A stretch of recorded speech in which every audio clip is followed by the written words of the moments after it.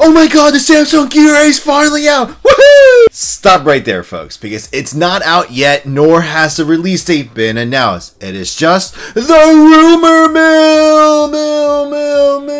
Alright guys, sorry about that corny intro, but that's just to try to drive my point across.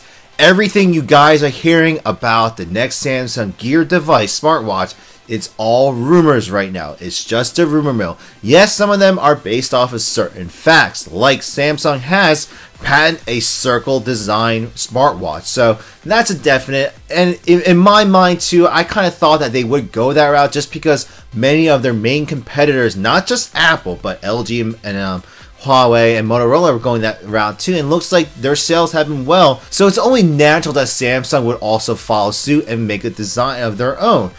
But do not fret, folks, because it's not like they're abandoning the Gear S and the Gear 2 Neos, which actually has sold solidly for them. And just one last thing I want to point out before I continue on going over what's been speculated so far is please don't jump the gun and think that every article you see is fact or true, or it's going to be the final product. Until you see the official announcement from Samsung or any of the proprietary developers, I wouldn't believe everything you see on these, even the major tech sites, because at the end of the day, they're just bringing out these articles to bring traffic to their site. I mean, that's what it is. I mean, they want to make out of everything. Hey, heck, even this video, I don't want to be a hypocrite. You know, this video is doing the same thing, but just wanted to clarify that for you guys. So everything I'm going to talk about today is just speculation and rumors. So aside from the circle design, is Samsung going to do anything different? And from what I've been reading, it looks like they are, and hopefully the rumors end up being true. And the fact that they actually utilize the circle design.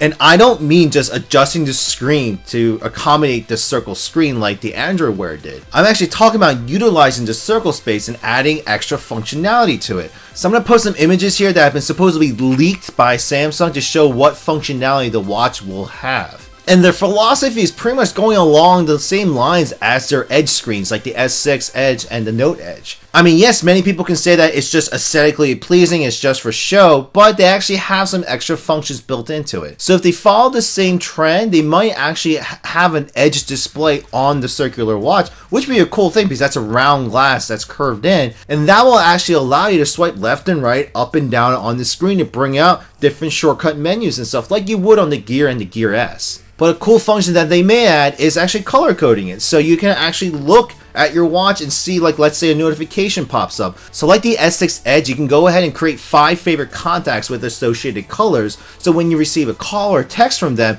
the Edge screen actually glows that color. And they might actually do the same thing with the Gear A or the Gear Orbis, wherever they end up calling it. And that would be a cool function because let's say you did get a text message and you didn't look at your watch fast enough, and then when you look at it afterwards, it could be glowing orange for, let's say, your boyfriend or girlfriend. If they did that, it'd be a very small thing, but I would really appreciate them doing something like that. And it hasn't been confirmed yet, but it looks like they're going to be sticking with a modified version of the Tizen OS and not Android Wear. But that's not official yet, but my gut is telling me that they might stick with their Tizen OS. But that's not necessarily a bad thing. So if you guys have been paying attention to what Samsung has been doing in the background, is the fact that they've been actually working on updating all of their apps. So a lot of you have noticed that they've been pulling a lot of apps from the market, and it's not just because they want to get rid of them. No, it's because they're going to be replacing them with better versions of the previous one. So like the Samsung Wallet, a lot of you guys are looking for the Samsung Wallet now, and unfortunately they have decided to pull it. But it might be because they're about to implement Samsung Pay. So it may be a bad thing for a few weeks or for a month now, but when they release the new version of it, I'm pretty sure a lot of us will be happy with the updated app. Now, am I happy that they're getting rid of it before they're giving us the new one? No, I don't think that's the right way to do it. But that's just the way they want to do it. They want to clear out all the bad apps and only offer good ones, which in my opinion is actually a good thing to do, because unlike the Android Wear App Store or even the Apple iOS Store, they have a bunch of junk apps out there they just leave out there because they just want to offer variety. I would prefer to download and even pay for the ones that I know that are going to be solid and keep up to date frequently. But on top of using the Tizen OS to accommodate a circle screen and extra functionality, they're obviously going to have to update it. So it's actually been rumored as well that they're going to release a major update, not only for the Gear A / Orbis, but also for the other Gear devices like the Gear 2 Neo, Gear 2, and as well as the Gear S. Fingers crossed, folks. So one thing that I'm going to brush over is pretty much the specifications. Screen size, battery size, and performance, because nothing is set in stone. The different sites I looked at offer different numbers and everything. So my assumption is it's going to be similar stats to the Gear S, I am assuming, or slightly better. Because, let's be honest here, the Gear S has been out since past November, so it's pretty much well into its life cycle already. So if Samsung's releasing a new watch, it better have slightly better stats than the previous version. But folks, other than the overall improved performance, which you should expect with every new model, they're probably going to have a better resolution screen, better clarity, as well as more battery efficient to obviously extend the battery life. As for the design, it is up in the air. I mean, all the pictures that I've been seeing online have been varying from one another in one way or another, and I would prefer to wait until the actual release from Samsung, pretty much like what LG did with the LG G Watch Urbane. Pretty much it was like everyone was speculating, oh, it's going to be a sleek this, like that, but when they finally released it, it was still different from what everyone was conceptualizing what it would look like. So I would just personally wait until Samsung actually announces their next watch. But let's talk about price, because a lot of people are speculating what the price might be, because a lot of people are saying that it might end up being more expensive than the Gear S, and I can see why, because of the circular design. The circle screens is a little bit more expensive to produce than even the curved displays on the Gear S, but I wouldn't expect a price more than $350, even $400. I know Verizon customers in the US were paying $400 for the Gear S, and I don't know why they were charging you guys that much, because I got mine from AT&T full retail for $300, so I really don't understand what Verizon was doing. But I wouldn't pay more than $350 for this watch, or even the next watch coming out.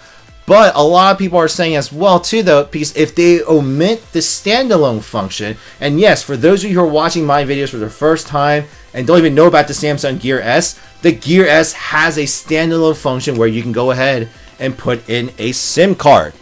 There's a SIM card that goes in there, and it can act as a standalone device.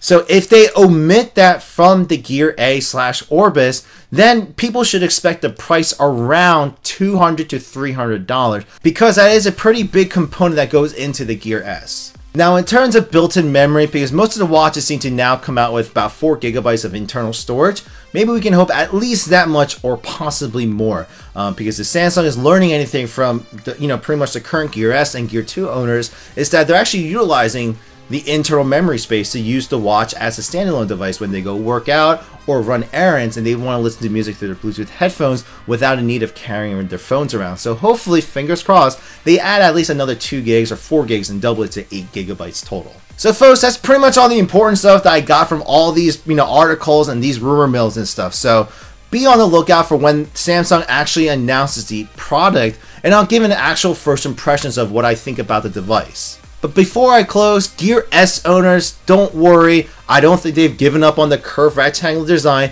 They are most likely working on something else, because Samsung, they like to release multiple models of what they have. So definitely expect to see either an updated model or at least a complete overhaul of the operating system in a positive direction.